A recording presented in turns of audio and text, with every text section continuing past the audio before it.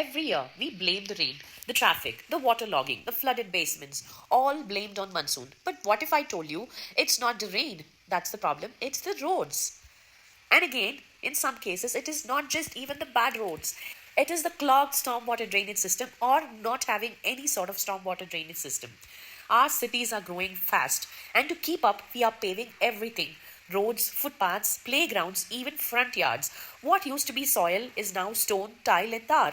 But here's the problem: concrete is waterproof. So when it rains, instead of sinking into the ground, the water just runs off, looking for a place to go, and often ends up flooding our streets. 1 square meter of soil can absorb over 20 liters of water, while concrete absorbs almost zero. Rain has nowhere to go. Most Indian cities have old or choked drainage systems, and when everything is concreted, the rain rushes straight into these drains, overwhelming them. Result: flooding, traffic chaos, damaged roads, and even health issues due to stagnant water. We blame civic bodies every year, but the truth is, we have allowed our cities to be covered in hard surfaces with zero space for water to breathe. Look at rural India. Our older colonies with soil front yards, there's rain but no flooding. Why? Because ground absorbs the water. Soil, trees, and wetlands are nature's drainage system. But in cities, we have replaced them with tiles, tar, and concrete. A tree can absorb over 50 gallons of water during a rainstorm.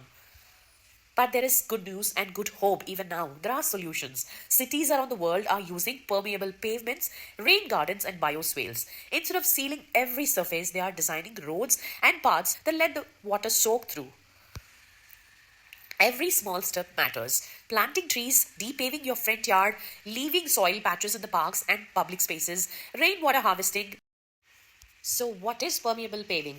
Permeable paving is a game changing, sustainable urban design technique that allows rainwater to soak into the ground rather than run off into the drains.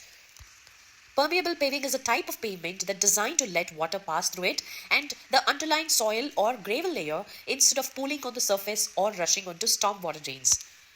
There are different types of these pavings. The first one is porous concrete. Looks like a regular concrete but made without fine sand. It has air pockets that let drain water run through, and it is good for sidewalks and low traffic roads.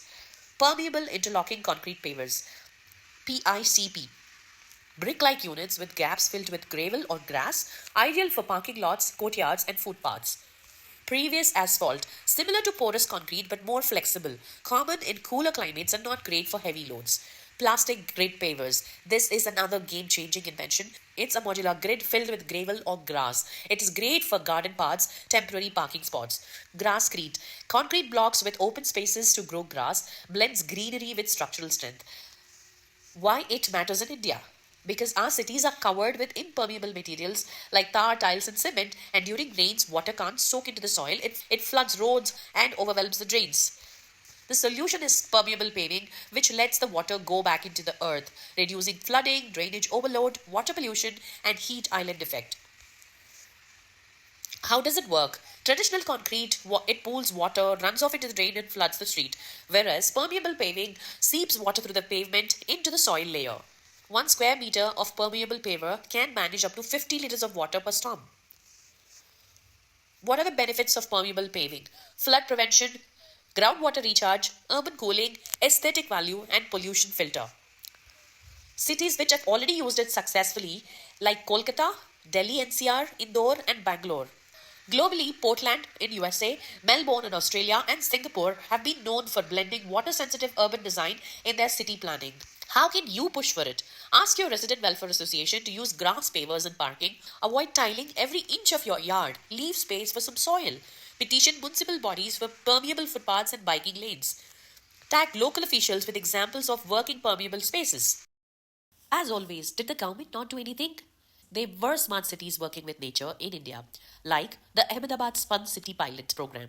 Ahmedabad Municipal Corporation has launched a 250 crore flood management plan in the Bandhan Trikona zone. The initiative includes eco-block soil infiltration modules along roads for peak rainfall storage, up to 97% retention, interlinking multiple lakes, real-time flood warning systems. This is India's early hands-on experiment with spun city infrastructure. The second one is Chennai with urban sponge parks. The Greater Chennai Corporation has built 57 sponge parks using permeable pavements and eco-block drainage under parks and playgrounds. These connect directly to aquifers, helping reduce waterlogging in infrequent flood zones. Another 30 parks are planned for the year 25 and 26. Kolkata is another example, a model of wetland and canal revitalization.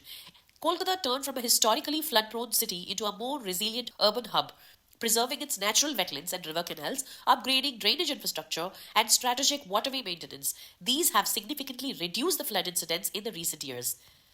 And the Vijayawada's Green Road Network. Under the Amaravati Blue-Green Urban Plan, a 320-kilometer green road network is being developed. 100 to 150-meter buffer zones along natural streams were planned. Eco parks and rain gardens are integrated in the township design. We can't stop the rain, but we can stop flooding if we stop paving everything. It's time to rethink our roads, redesign our cities, and reconnect with the ground beneath us. The important measures can be removing unnecessary tiling, using permeable materials instead of non-permeable materials for paving, pushing local bodies for green infrastructure, and protecting trees and soil patches. Let's stop draining in our own development. Rain must be a blessing. Let's make our cities ready to receive it. For more such informative videos about sustainability, do follow Go Greenism. Like, share, and subscribe our channel. We'll be back with another interesting video next week. Until then, go green. Thank you.